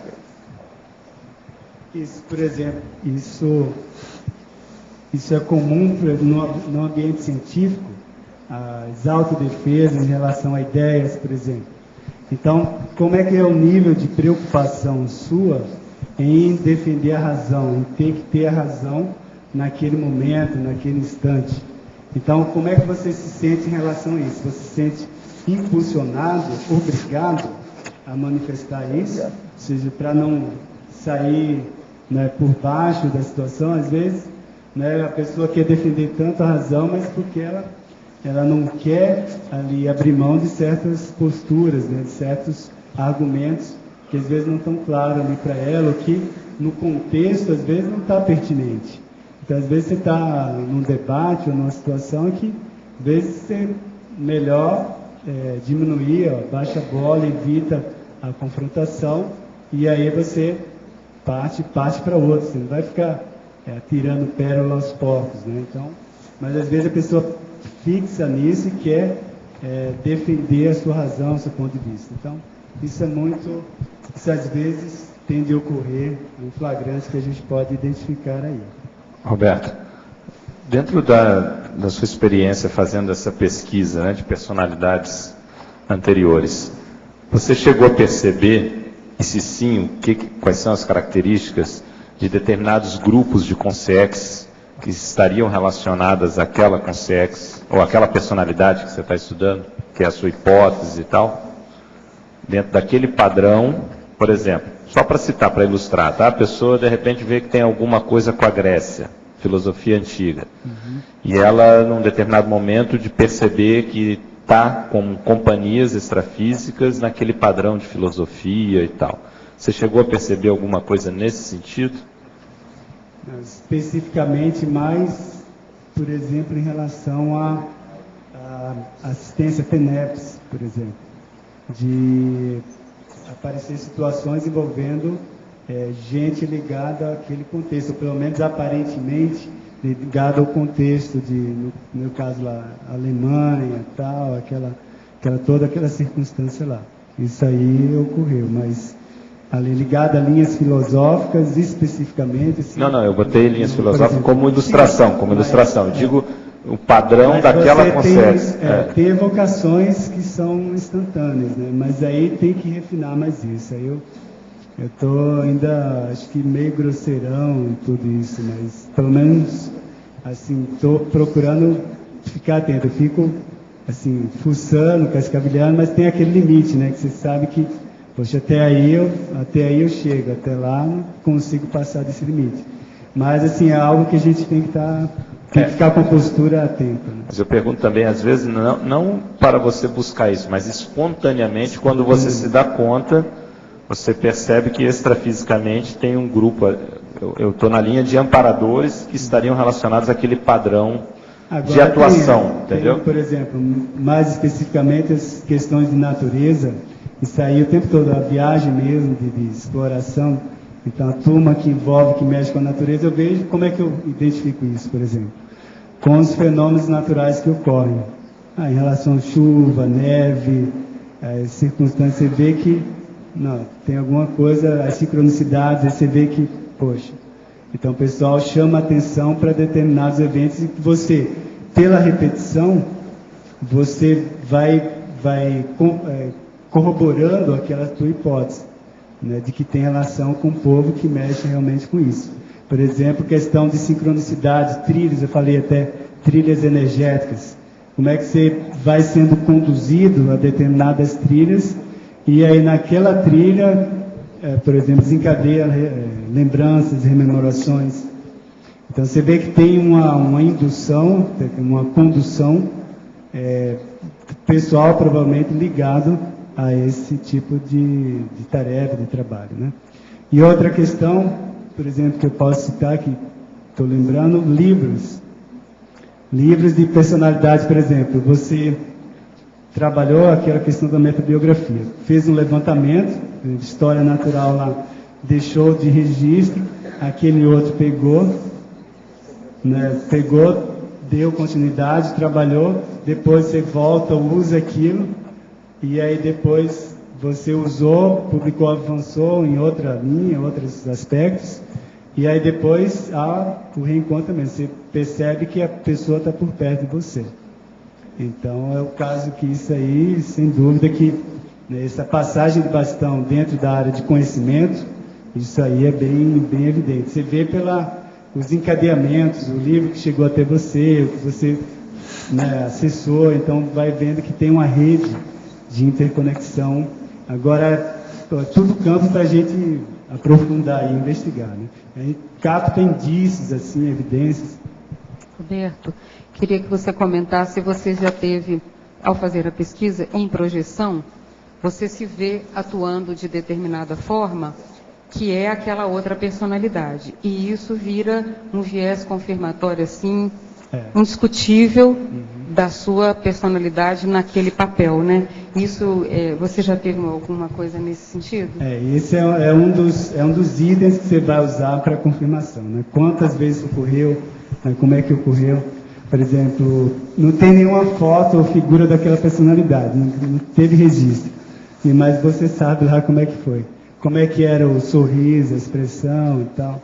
Aí você vai vendo nos outros aquela mesma expressão lá. Em projeção, uma situação similar a uma que aconteceu há muito tempo, mas é uma situação atual, moderna. Mas você se vê agindo exatamente como aquela pessoa, com vieses daquela pessoa, daquela personalidade, daquela forma. A etologia idêntica, os traços idênticos de etologia. Porque aí você vê no processo projetivo, por isso daí a importância da projeção na relação da pesquisa historiográfica, porque muitas lacunas que não serão preenchidas com dados físicos, humanos, nem em detalhes, nem em documentos, eles serão confirmados de maneira para você assim, indiscutível a partir dessas experiências energéticas. Esse, sem dúvida, são dos itens que vai mais colaborar aquele crescendo, o Walter sempre coloca, repetir aqui, do flash, né, do episódio e a vivência. A tendência, isso aí é crescer mesmo, assim, a tendência do acúmulo de flashes. Exato. Então, o acúmulo de flashes tende a aumentar e a tendência é partir para esses episódios mais complexos. Quer dizer, um é o fenômeno projetivo, o outro fenômeno é o déjà vu, que acontece com você modernamente, nos ambientes onde você já esteve, modernamente, acontecem situações similares àquelas que aconteceram naquela época, praticamente idênticas, e você se reproduz, é outro fator indiscutível, retrocognitivo, que a pessoa não tem mais dúvida alguma sobre aquele episódio. Por isso que a gente tem que estar bem atento à questão de automimese, porque a força de... Não dá para... A gente não sabe bem como é que é esse mecanismo, mas a força propulsora de repetição é muito forte. É muito forte. E aqueles 54 fenômenos do projeciologia continuam atualíssimos para esse caso. Atualíssimos. É bom dar uma repassada neles, porque se você for olhar, eles se repetem em diversos níveis, profundidade, intensidade. Combinados. Tudo combinado para você, outra vez, ter o retrato daquilo. Por isso que é bom reler o projeciologia na hora que a gente está fazendo essas pesquisas. Roberto, quais são as repercussões, dentro da sua experiência, que você poderia abstrair, as repercussões proexológicas para após uma identificação de personalidade consecutiva? Sem dúvida, o principal mesmo é de megafoco, né? Megafoco. Então, assim, até agora, por exemplo, às vezes fica meio difuso, isso, você fala, megafoco, fica aquele algo mais difuso, mas na hora que você junta todos os dados, e aí você reflete todo o histórico, com mais o que você traz de curso intermissivo, as ideias inatas. Então, confronta isso, histórico, ideias inatas, e vê o que é que você consegue juntar para colocar e fazer realização. Então, trazer para isso aqui, trazer realizações com o Megafox aí é o que dá, acho que, a diferença. Então, você assenta mais isso. Você quer comentar? Eu queria abrir um parênteses para expor aquilo que eu estava falando aqui um dia desse, sobre os processos das mulheres, no caso, árabes e do Islã. O livro da nossa amiga, eu estava procurando aqui, já achei, tem um dos tópicos, chama Alguns Costumes, que ela fala o que acontecia dentro do processo dela no Egito, a época toda. Agora, ó, escutem essa e pasmem, para vocês verem a realidade, o que é que eu estou falando. Eu falo, o povo quer defender a situação, mas a situação, ninguém põe isso para fora. Agora, o caso aqui da Ginete, ela colocou tudo fora, porque ela sofreu muito com a família lá, enquanto teve criança, aquele negócio todo. Então ela fala, em alguns costumes, eu vou ler só alguns tópicos. Costumes bastante primitivos são muito respeitados pelos árabes machistas e autoritários, onde a mulher só existe para servir e para a reprodução. A religião muçulmana lhes permite ter 4 esposas, desde que possam sustentá-las com a sua numerosa prole. E por aí vai, fala uma série de condições. O problema todo é o seguinte, no Ramadã é um tipo de maratonas de urgias, mais ou menos como o carnaval brasileiro. Durante o dia eles proibiram beber e comer até o pôr do sol. E tudo recomeça à noite, sob o som de alaúde, instrumento musical oriental. Elas cantam no ritmo de bandolins e pandeiro. As dançarinas quase não oferecem todos os seus gordos ricaços, a famosa dança do ventre, e a seda de libras egípcias são engolidas dentro dos sutiãs das dançarinas. Sob as exclamações sonoras dos assistentes gritando, Alá, ela que dá, vocês sabem, Deus é o maior, né? Quer dizer isso aí. Agora, depois, mostra todas as comidas, que é uma orgia gastronômica impressionante. É a principal festa lá, no caso, por exemplo, dos egípcios, e a maioria parece até hoje. Agora, não é isso mesmo? Você pode confirmar? Agora, depois. Falando de outros costumes, o casamento ainda hoje são acordados entre família dos esposos. Quer dizer, mulher não tem nada. E, principalmente, se eles são ricos. Quanto mais rico, mais eles são os pais que escolhem. Agora, as festividades duram 3 dias. A noiva é inteiramente depilada com o halawa. Você sabe o que é halawa? A história lá que eles usam. Agora, depois ela fica com tiara de flores, véu branco, tule de rendas, um monte de coisa. Agora, os ricos são, em geral, muito gordos. É uma alimentação muito rica e muito óssea. E as mulheres, depois de alguns anos, se tornam enormes e disformes, de tanto comer e dormir ou ficarem sentadas. Seu traseiro tão proeminente que se pode colocar sentado uma criancinha. Vocês estão entendendo bem o que é isso? Então, é pior do que os pigmeus africanos, o traseiro. Você está entendendo? Por isso que tinha aquelas modas lá na França, no século XVIII, XIX. Né? Agora, depois, muitas vezes, sobretudo entre o povinho, é a parteira que desvirginiza a jovem esposa, com o dedo com açúcar, e apresenta aos familiares reunidos no salão a prova, aclamada com gritos de alegria, um pano sujo de sangue. Vocês estão entendendo bem? Agora veja, eles, para falar isso, tem um processo que eles falam lá, que eles rolam a língua, né, para gritar, né? Ela fala isso toda vez aqui. Agora depois, chegaram aos meus ouvidos certas histórias tristes e infelizes em que o marido percebe que a sua jovem esposa não era virgem. É um escândalo. Logo ele a repudia para a desonra da família dela e os insultos da família dele.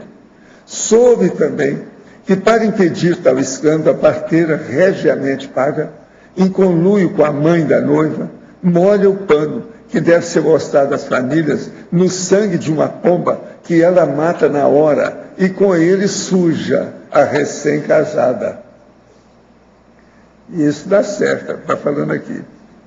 Agora aqui, é dada por ocasião da circuncisão dos meninos aos 14 ou 15 anos de idade, feita por um sheik ao vivo e sem anestesia. É dado um banquete para eles depois. Agora, também é uma espécie de batismo, uma grande honra para a família. Agora, as meninas também são circuncidadas, foi aquilo que eu falei, pelo sheik. Ela não está falando aqui, o nome disso é infibulação. Seus clitóris são cortados para torná-las comportadas, e as festas são pouco animadas. Gente, É uma mulher que está falando das outras. E ela fala, a macumba existe também por lá. É conhecido do nome de Zá. É a macumba.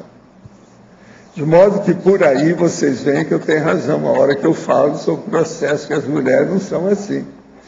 Tem muita gente que quer defender a situação, a barra é pesada. Agora, com aquele monte de roupa, tampa tudo, inclusive os para-choques, né? Traseiros. Não vê o que quer que se passe, o tamanho que as pessoas estão, que tampa tudo. Agora, ela viu tudo de perto, sofreu de perto, está falando a coisa do jeito que é. Ela é testemunha, total. vivenciou. O livro dela, ela fala tudo. A Jaque está aí, ela inclusive. expõe tudo. A filha. Vale a pena ver. A filha está aí. O livro da sua mãe é impressionante. Eu te pergunto, você já leu o livro da sua mãe? É impressionante o livro dela. Como é que é o nome do livro, professor Val? História de uma vida. Tem que colocar aqui para vender na epígrafe. Vou botar aí. Eles vão pôr, né? O Hernani vai arranjar lá, já está atrás disso aí. Eu estou falando do livro já faz uma semana aqui. Por aí. Vale a pena. Eu estou lendo aqui com calma para anotar isso, que eu sabia que tinha alguma coisa. A hora que eu vi que ela era realista, antes de mostrar essa realidade, como é que é. Vocês sabem que aqui em Foz nós temos uma das maiores comunidades árabes do mundo, né? Parece que fora de vários países, aqui é uma das maiores. A segunda maior do Brasil, só perde para São Paulo. Pois é. Então vamos pensar nisso. É importante a gente saber o que se passa. A situação é precária em matéria de mulher. Todo mundo está defendendo as mulheres aí, precisa saber disso, o que está se passando. Essa é a realidade que eles não falam. Os homens ficam caladinhos, não explicam nada. Agora, o problema todo é que ela não está falando aqui que o nome é infibulação. Precisa de falar, porque isso hoje todo mundo já está sabendo o que é. É muito sério, no caso. Agora, essa da sangue da pomba é terrível, né? Você já tinha ouvido falar nisso, mano? Pois é, você está vendo? Você que já rodou tanto, que já viu tanta coisa, não está aí. Eu sabia dessas coisas todas, e sei de mais coisas. Eu quero ver o resto do livro, você já está falando o resto. Tem mais coisa além disso. Agora, a testemunha é uma beleza, né? A pessoa que fala aquilo que ela viveu, mostra a realidade, como é que é. Agora, é uma pena, porque, afinal de contas, eu acho que as mulheres têm o mesmo direito que os homens, e às vezes tem até mais direito. Porque quem dá a luz é ela. Esse negócio é bravo. O negócio de dar a luz não é fácil. Dar a luz, segurar a situação. Não é fácil. Agora, se vocês há de ver, é a sogra da Ginete. O que ela fala da sogra? A pior sogra que eu já vi até agora, pelas coisas que ela conta. Você chegou a conhecer bem essa sogra? Não? Não, professor Valdo, eu não conheci, não. Pois é. Ela morou no Egito, né? Depois agora, ela é uma personalidade psicopática, total.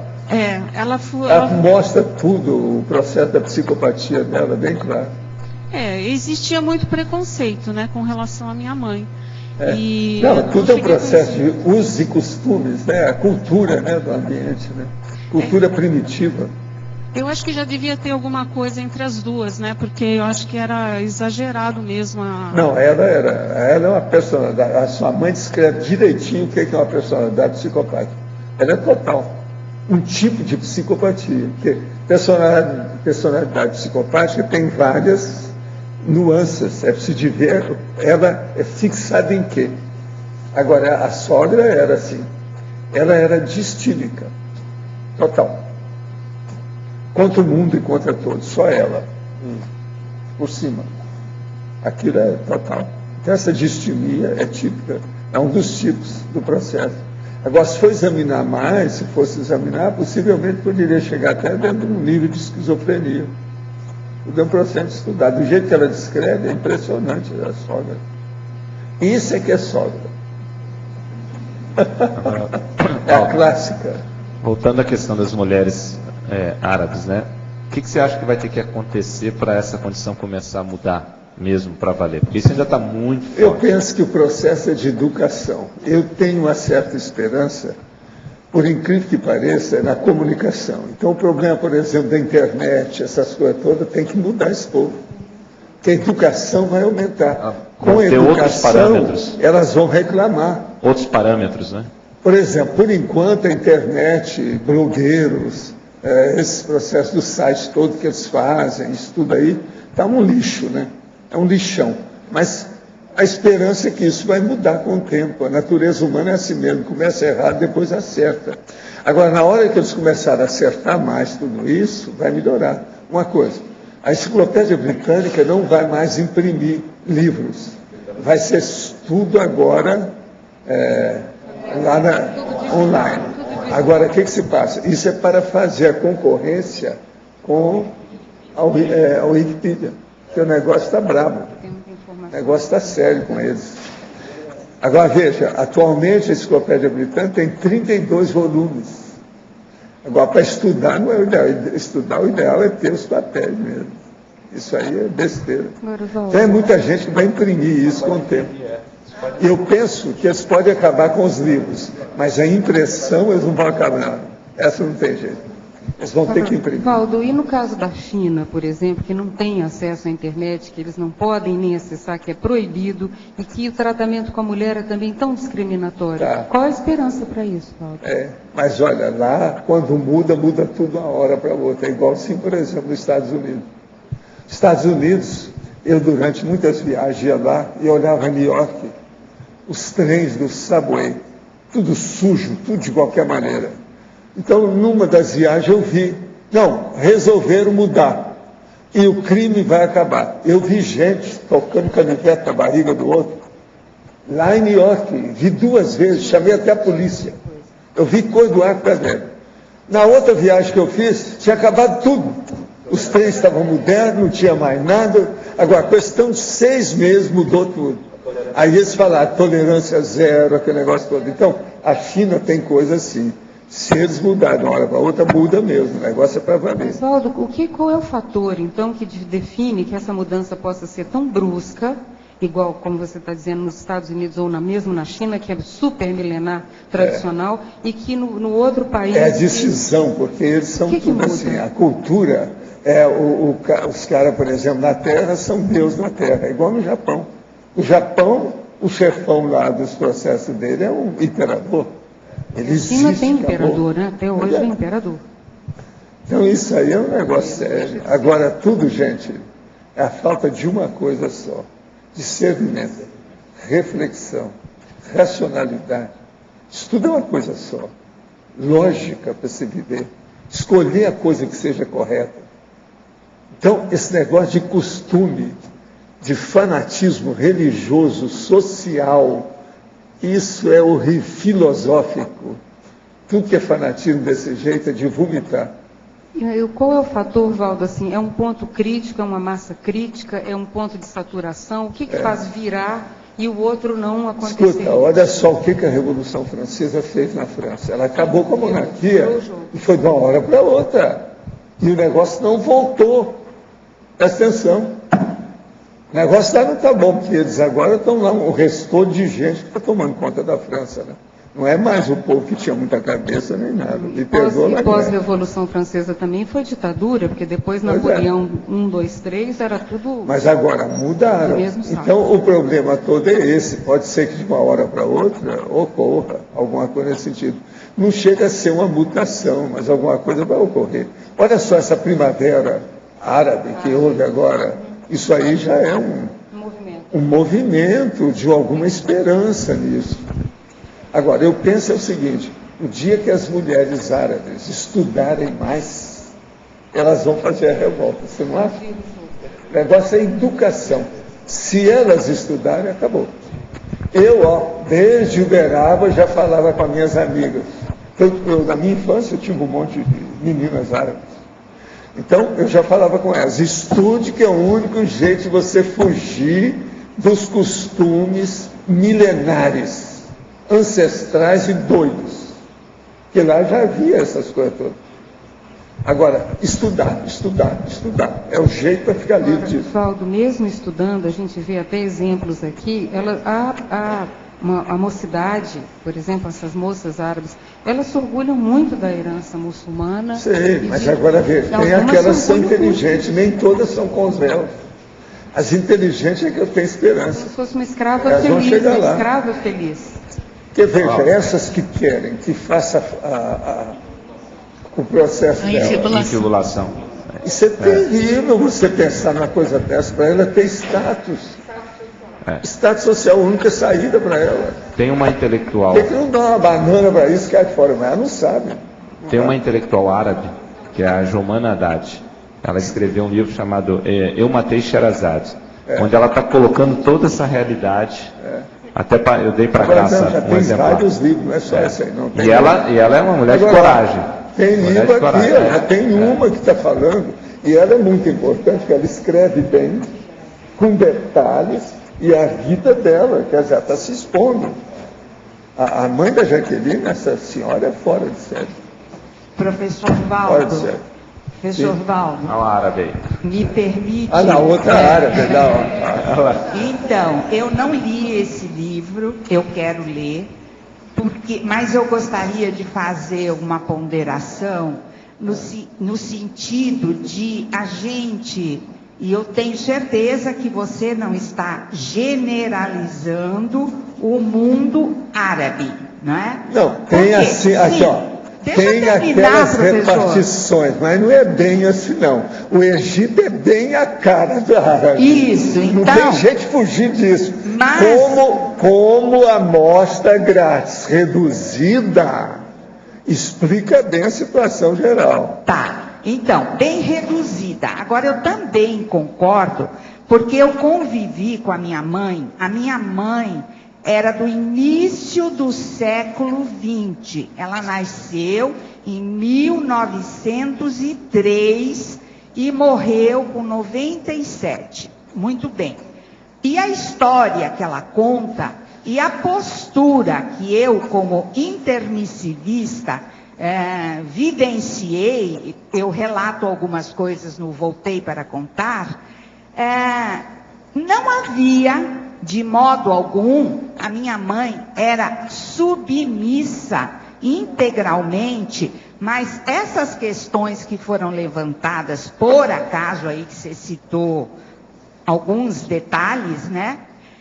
Eu não percebia isso.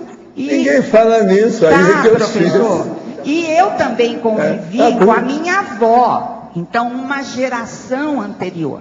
Claro que no mundo árabe, aí generalizando o mundo árabe, penso que a maior dificuldade e diferença recai na religião. Então, a questão do mundo árabe, e a gente percebe no contexto da religião muçulmana. Então, as regiões onde o islamismo, a questão muçulmana, ela é muito mais arcaica. Então, já na Síria, a minha mãe era da Síria. Então, existem... eu não vou me aprofundar, porque eu não li esse livro aí, eu quero ler, né, para fazer um contexto, mas a questão maior, para mim, é a questão religiosa. Okay. Tá, o religioso, ele é a péssimo religião em é o todo costume que sentido. nós estamos falando, é o que ela está dizendo, é o costume, são os usos. Sim. Outra coisa, a Síria que você está falando. Você quer qual é pior do que esse? Sim, Bashar que tá lá? concordo. Esses são dos piores, não é pior do que os egípcios. Concordo, professor, plenamente. Agora, o que não pode ficar determinado é assim, a gente tem que ler, a gente tem que pesquisar, porque existem diferenças. Sei, cada caso é um caso, mas... Claro. O costume, mais de 51%, é isso que eu acabei de falar, e tem mais, que eu não estou falando aqui. Eu vivi isso, professor. Tem muito mais do que isso, que eu atingi muito árabe, gente, em Minas Gerais também. Eu sei o que é isso. Só tem uma questão também, Luci, que chega, dependendo da cultura, a religião, ela não é dissociada da cultura. Com certeza. Então ela acaba havendo aí uma transposição de aspectos que originalmente foram da religião, ou vice-versa, e acabam estando muito presentes na cultura como um todo. Lógico, então concordo. fica difícil falar, não, isso é só da religião, ou não, isso passa a ser também da cultura. Até porque a religião é um fenômeno cultural, não é? Então é importante considerar isso também. Sim, mas para a gente ter uma E ideia... só um aspecto, muitos falam, né? A base que tem, por exemplo, mais para o catolicismo, né, o cristianismo no caso, como os maronitas, por exemplo, né, em tese teria uma abertura maior. Mas essa mesma Jomana Haddad, ela mesmo coloca que não é bem assim não.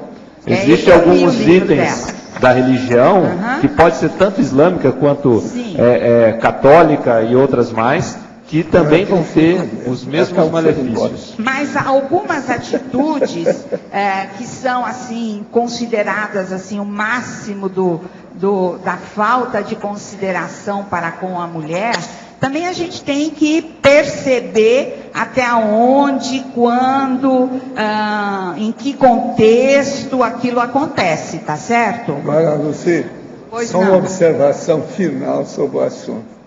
A pior coisa que tem nessa questão sobre as mulheres é que essas mulheres não sabem que tem outra vida melhor. É verdade. Outra condição melhor. É verdade. Isso é que é abominável.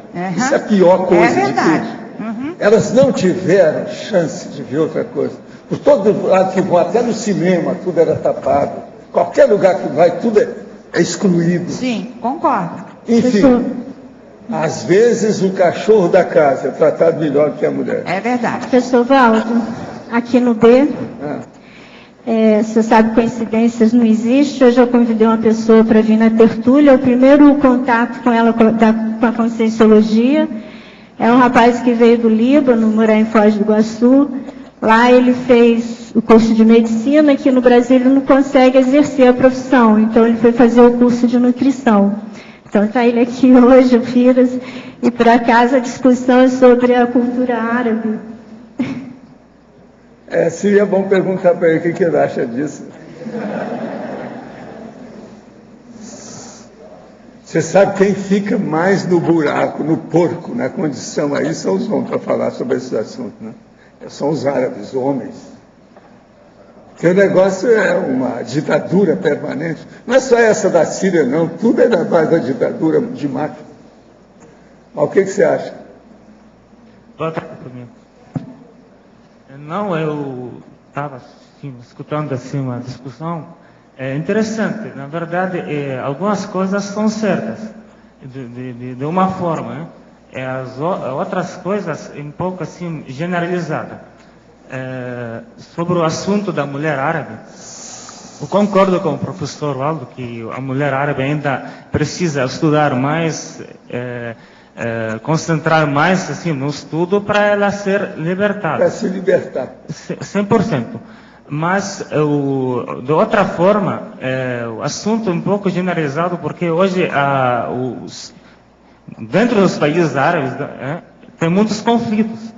Esses conflitos não são religiosos, tanto também da etnia. Então, até hoje em dia, por exemplo, muitos países árabes não tem aquela, não sabe, como é que chama? Não segue aquela política religiosa não só isso que também. tinha. Sim, eles não definem a etnia. Por exemplo, hoje em dia, por exemplo, o Líbano até agora não tem não sabe se 100% são árabes ou não são árabes. Não, e outra coisa, a Síria manda neles. Não, a Síria também. Então, eu concordo plenamente com a senhora ali. Por exemplo, o Líbano não é um país árabe. Hoje em dia, por exemplo, eles falam que é parecido com os árabes. Então, o Egito mesmo... O Irã também não é um país árabe. O Irã também é 100% que não é árabe. A gente sabe disso. Mas olha, fique só nos países árabes. Fica só nos países árabes. E mesma coisa, por exemplo... Pode excluir um monte que ainda sobra muita gente. Mesma coisa o Egito, o assunto sobre o Egito. O Egito, por exemplo, eles falam árabe, né? De maneira diferente. Mas o Ramadã é árabe. Não adianta mas não são os árabes. E hoje a gente vê que a religião pegou aquela forma que são todos países árabes porque dominados por uma religião que seria o islamismo. Agora, a nossa amiga descreve tudo, processo de nascimento, a criação da pessoa, da criança, como é que é o maridinho, como é que é a sogrinha, como é que é a menina, quais são as festas, os padrinhos, o que é que tem tudo quanto é detalhe, não tem jeito de fugir disso. E é por todo lado. Outra coisa, ela viveu em 3 continentes. Ela viveu na África, viveu na Europa e viveu no Brasil. Ela viveu mais no Egito, depois lá na França e agora no Brasil. Tudo isso. Então ela tem uma experiência terrível para falar. Agora, ela é uma, mas tem um monte aí hoje. São muitas autoras que estão começando a falar. Eu concordo plenamente que o que ela conviveu, claro que ela está colocando, mas o que acontece no norte africano, aqueles países, Egito no caso, Marrocos e mais Tunísia, o Somália principalmente, acontece que alguns assim, é uma cultura antiga, mitos, tabus que filtraram na religião. Mas, por exemplo, qual que é que você acha então que seria assim um exemplo de país árabe? Bom, Arábia Saudita? Não, 100%. Arranja um. Fala aí para a gente examinar. Um exemplo? Um exemplo que seja bem árabe, típico. Bem árabe. Sim. Bem árabe, sim. Arábia Saudita, a Península Árabe. Que isso é a Arábia Saudita, o Catar, Bahrein, são países árabes. Esses são países árabes. A Arábia Saudita, o povo já agora... Você sabe, esse ano eles estão com medo de acontecer uma insurreição. Sim, mas a palavra árabe vem dos povos que não têm lugar para morar. Essa é a palavra árabe.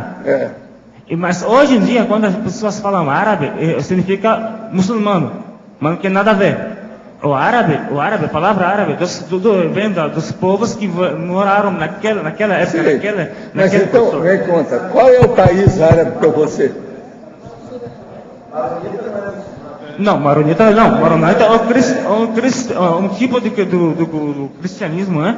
Faz parte do cristianismo que nasceu na Síria. Mas olha, qual é o país para a gente examinar esse país, para esse vídeo. O druso totalmente, não. O druso não é uma religião. O druzita é uma etnia. E crença totalmente diferente dos muçulmanos. Oi? Agora, professor, queria só dar uma palavra para liquidar com a sua. É outro árabe. É o seguinte, a minha avó é polonesa, o meu avô árabe, libanês. A minha avó veio para o Brasil, família toda, ela sofreu da parte católica, não da parte muçulmana. Sofreu tudo isso que está escrito no livro. Sofreu as repressões, inclusive violência física, pela cultura árabe que não admitia que ela se manifestasse da maneira com que era manifestada no Brasil. Então, não é uma questão de muçulmano, não é uma questão de árabe. A minha família é católica, não sofreu repressão nenhuma nesse nível, assim, igual muçulmano, não. Ninguém fez manipulação, ninguém fez nada disso. Não, mas veja, a mulher, hoje, ela sofre uma repressão desnecessária. Independente de ser muçulmana, de ser católica, é pela cultura que vem no país. Mas não vem agora pegar as outras culturas para acertar a situação. Então vamos chegar aqui numa conclusão mais lógica e justa. A pergunta é uma: qual é o país que a gente pode fazer um estudo, uma pesquisa para falar, esse é árabe? Qual que é? O que vocês acham? Arábia Saudita. Fala aí vocês três. Arábia Saudita. Arábia Saudita, ó, aqui. Um dos países mais ricos do mundo, os nababos estão lá. Olha só o que os nababos fazem. Uma vergonha total. E outra coisa, eles agora estão com medo do negócio cair.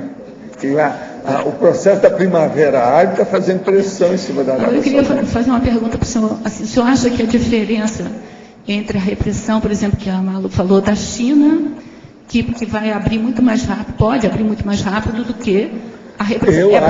Eu acho porque o processo da China está com muita influência do comunismo. O comunismo são 200 anos. Agora, o árabe não. É da Tem mais de religião e 1000 da lavagem anos. cerebral, né? Tem mais de 1000 anos. É igualzinho. Vocês podem perguntar assim, desses costumes arrevesados e loucos que tem por aí, qual é o último a cair? São os judeus. Porque, por exemplo, Porque eles têm 5 milênios, é o que vai demorar mais.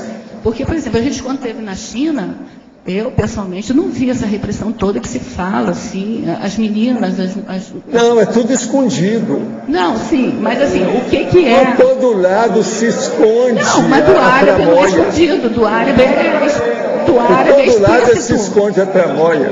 Não, outra coisa, o negócio é tão sério, gente.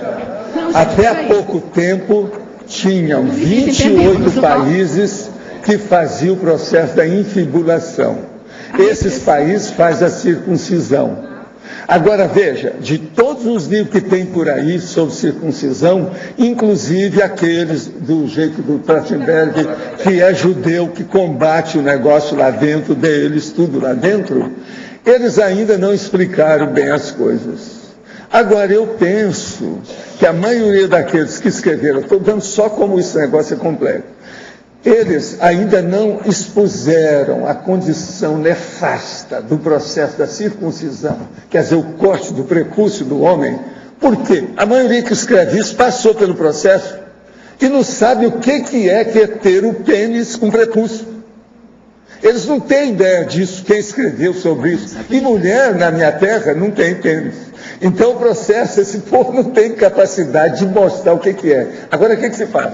Eles acham que cortando o processo em torno, lá, o problema do prepúcio, que tudo dá certo. Aquilo, eles não raciocinam que aquilo faz parte do processo da relação sexual. E não é só o problema de orgasmo ou de excitabilidade sexual do homem, não. É da mulher também, devido ao processo vaginal. Agora, esse povo, até hoje, eu ainda não vi livro nenhum bom de judeu, que aqueles que estão contra a circuncisão, que eles examinem o que é a função fisiológica do prepúcio, que eles não sabem nada disso. Agora, eu, nos meus cursos lá de sexomática, eu falava essas coisas. Teve cara que foi lá estudar, conversou com outro, depois chegou e me deu razão, até fora do Brasil, sobre isso. Então, veja, uma coisa fácil, prepúcio.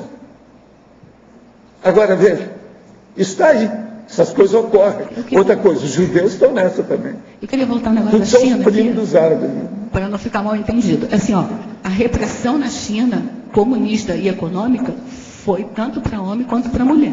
O que eu estou me referindo é assim, o negócio lá é 200 anos a morte só de das comunismo. mulheres foi mais econômica do que filosófica ou do que religiosa. É isso que eu quero me referir. Enquanto que no islamismo, a questão da repressão da mulher é mais da religião e mais da lavagem cerebral. Então, assim, você vê, por exemplo, no mundo árabe, crianças usando aquela burca, até aqui em Foz do Iguaçu você vê. Enquanto que na China, a gente viu, pelo menos eu vi, as meninas lá na universidade, nas ruas, em algumas cidades da cidade, eu não fui na roça, né? As meninas usam calça jeans, já estão falando inglês, já estão todas assim, aparentemente sem repressão ideológica de comunismo, entendeu? Ela já tem um pouco mais de liberdade. O que me passa é que a condição da China vai conseguir a liberdade maior, mais rápida, exatamente por causa disso. É bem possível. Em relação à condição do nosso mundo amigo islâmico. que está estudando o problema aí, eu ia te dar uma recomendação que seria bom você estudar. É o problema da gestante bomba, que eu considero uma bomba, uma das maiores bombas de costumes internacionais do século XXI. É a gestante bomba, aquela mulher que acha que se ela estourar ela e o bebê que está lá dentro, o feto, e matar uma opção de gente, que ela vai para o paraíso. Isso é que você devia dispor, porque é uma das coisas mais absurdas e loucas do século XXI. Isso não havia antes. Começou no século passado, no fim do século passado, e veio para cá. Isso tem há poucos anos de idade, mas é uma das piores coisas que a humanidade já cometeu até hoje. Uma gestante com o feto lá dentro do útero, estourar a si mesma para matar um monte de gente e ferir dezenas de pessoas. Eu considero isso. O que é pior que isso? É só o genocida, uma coisa qualquer nesse sentido. Mas como mulher, é a pior coisa que o elemento feminino da humanidade já praticou em toda a história da humanidade até hoje. Eu já procurei outras coisas para ver se colocar no lugar, eu não vejo nada tão doido. Então isso aí seria bom você estudar, falar, expor, que é o processo da gestante bomba. Isso é uma loucura total. Não tem jeito de se defender, é indefensável. Arranja uma defesa para isso. Não tem. A gente desafia. Então é um processo de loucura, de costume, de religião, de fanatismo. Talvez seja o toque da loucura fanática, do fanatismo, seria isso. Por isso seria bom a gente estudar mais, falar essas coisas, para alertar essas mulheres, coitadas. Outra coisa, são tudo o quê? Ingênuas. Com o nosso amigo árabe ali, meu Patrício, quando a gente fala mundo árabe, a gente realmente está generalizando, porque tem... qualquer país islâmico, ele tem essa repressão absurda da religião. Entendeu? Então a gente, quando defende ou fala só do mundo árabe, você está deixando um monte de gente lá de fora. Religião é costume, é uso, é cultura, tudo é a mesma coisa. É tradição, costume, pois é. Eu acho que aí agora, tem que ter mais cuidado. Eu espero que você traga mais 200, né? Ela não está aí, então o problema é esse, é falar para ele. Tá bom? Muito bom. Os nossos comerciais, por favor. Obrigada. As pontuações da tertúlia de hoje foram 131 assinaturas no livro de presença, 20 perguntas presenciais, 10 perguntas respondidas online. Hoje temos 5 recados. Gabriel e Thiago, curso Teoria e Prática de Inversão Existencial. Magda, Precocidade Parapsíquica. Nara, Prova da Imagística. Alcira, Primeira Jornada Internacional de Conscienciometrologia, e a mim, 40 manobras. Olá a todos. Se vocês têm interesse, necessidade de rever seus posicionamentos, de qualificar o seu planejamento de vida, conhecer mais sobre as técnicas evolutivas da Invex e da Ressex, a Simvex está oferecendo o curso Teoria e Prática da Imersão Existencial. Nele a gente vai aprofundar nos fundamentos técnicos da Invex, que é uma técnica que visa a evolução, a antecipação e a qualificação dessa evolução desde a juventude, do desenvolvimento da assistencialidade desde a juventude. Pessoal, o curso vai ocorrer no dia 7 e 8 de abril. Vai ser o primeiro curso realizado no campus de Invexologia. Tá? A turma já está quase completa. Quem tiver interesse, eu peço para procurar a Juliana Medeiros, está aqui no Tertuliário, para fazer as inscrições, ou então enviar um e-mail para cursos@asimvex.org. A gente espera vocês lá. Obrigado. Olá, boa tarde. Convido você que tem o interesse em entender, desenvolver ou qualificar a maturidade parapsíquica para fazer nos dias 28 e 29 de abril o curso inédito e sem pré-requisito, o Precocidade Parapsíquica, que tem o objetivo de identificar e compreender as manifestações parapsíquicas na infância, entender os reflexos dessas manifestações na fase adulta. O curso será ministrado pela professora Carla Juliane e o professor Mário Oliveira, aqui em Foz do Iguaçu, no auditório do discernimento.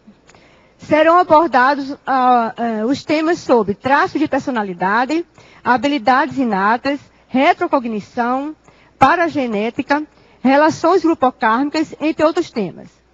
As inscrições estão sendo realizadas na recepção do CAEC através do telefone, o 3525-2652, ou através do e-mail, caec@caec.org. Obrigada, conto com a sua presença e até mais. Boa tarde. Bom, pessoal, nós estamos aqui hoje para convidar todos vocês para a 5ª prova da Magística. É a 5ª edição da prova da Magística, que vai acontecer no dia 22 de abril de 2012. É um domingo. A prova consiste na realização de 200 associações como meta, com um objeto específico que a pessoa vai receber no dia em que ela estiver realizando a prova. E durante todo o turno da manhã, o nosso desafio é estabelecer 200 associações com esse objeto. Para aquelas pessoas que querem chegar antes na prova da Magística, nós estamos realizando 2 oficinas na semana que vem, durante o sábado e o domingo, no turno da tarde, aqui no Auditório do Discernimento, dia 24 de março, portanto, dia 25 de março, a oficina de observação em Magística e a oficina de aprofundamento na prova da Magística. Então, a ideia é, nesses 2 eventos, poder exercitar um pouco as questões da prova, discutir as questões da prova. O aluno vai poder, além de fazer a prova numa simulação num tempo menor, também poder passar pela experiência de avaliador e debatedor. E na oficina de observação, a gente, então, vai trabalhar mais as questões que envolvem a prova, os benefícios, que são a atenção, a acuidade, concentração, memória, associação de ideias, criatividade, enfim, atributos dessa natureza. Então, a gente pediria a vocês, devido à urgência em termos de tempo, a prova já acontece, as oficinas já acontecem na semana que vem, que aqueles que têm interesse acelerassem um pouco a sua inscrição aqui no CAEC. Os valores para a prova é R$60, para as oficinas 30 a cada oficina. Não é necessário fazer as oficinas para poder fazer a prova, são eventos independentes, mas o pacote custa R$100, integrando então as 2 oficinas e a prova. Obrigada e um bom domingo a todos. Olá, pessoal. Estou aqui para convidá-los a participar da primeira Jornada Internacional de Conscienciometrologia, de 6 a 8 de julho, em Foz do Iguaçu. Teremos 6 conferências: o timeline da conscienciometrologia, autocriticidade cosmoética com o professor João Bonassi, intermissividade prioritária com o professor Roberto Almeida, os pilares da autoconscienciometria, 2 campos autoconscienciométricos com a professora Marina Tomás e 2 mesas de debate. A gente aguarda vocês e as inscrições podem ser feitas na recepção do CAEC. Obrigada. Olá, venha passar os feriados da Páscoa aqui em Foz do Iguaçu, fazendo o curso 40 Manobras Energéticas. Esse é um curso ministrado pelo professor Epicom Mário Oliveira. Ele não tem nenhum tipo de pré-requisito e nós vamos exercitando as 40 manobras básicas dentro de dinâmicas interassistenciais, visando ampliar a nossa desenvoltura quanto à aplicação das energias no dia a dia. O curso ocorre do dia 5 a 8 de abril. As inscrições são feitas no CAEC, no telefone 45 35 25 26 52. Agora, se você mora em São Paulo, nas proximidades, esse mesmo curso será dado em São José dos Campos, de 13 a 15 de abril, numa parceria com o IPC. E o telefone, então, do IPC São Paulo é 11 32 87 97 05, ou em São José dos Campos, 12 91 05 05 33. Obrigada. Gostaríamos de lembrar que ainda continua aberto o convite aos teletertulianos e tertulianos residentes em Foz do Iguaçu, para quem quiser voluntariar na transmissão aqui das tertúlias, pelo menos um dia na semana, o horário das 12 às 15 horas. Quem estiver interessado pode nos procurar aqui mesmo, ou no e-mail tertulias@caec.org. O verbete eleito para amanhã é Arrogância, especialidade para Sociologia, autora Lília Junqueira. Obrigada e boa tarde a todos.